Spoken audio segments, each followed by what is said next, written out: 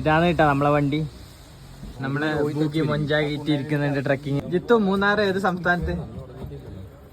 തമിഴ്നാട്. അത് വിട്ട് ക്വസ്റ്റ്യനെ വിട്ട്. ഏത് ജില്ലയിലാണ് മൂന്നാറ്?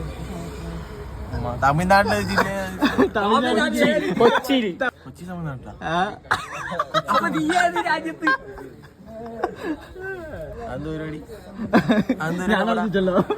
അങ്ങനെ നമ്മൾ ഫുഡ് കഴിക്കാൻ കയറി.